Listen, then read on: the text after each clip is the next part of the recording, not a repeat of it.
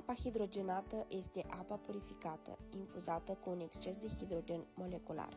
Acest tip de apă este destul de diferit față de apa obișnuită, deoarece este bogată în antioxidanți care sunt capabili să lupte împotriva diferitelor condiții inflamatorii. Apa hidrogenată a fost supusă unor cercetări clinice, iar beneficiile ei sunt dovedite științific.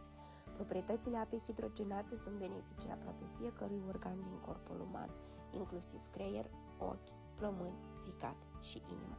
Apa hidrogenată îmbunătățește starea de spirit, promovează pierderea în greutate, reglează nivelurile de zahăr din sânge, previne cancerul, promovează sănătatea ochilor, boala artritică, promovează sănătatea orală, reduce oboseala musculară, echilibrează viacul.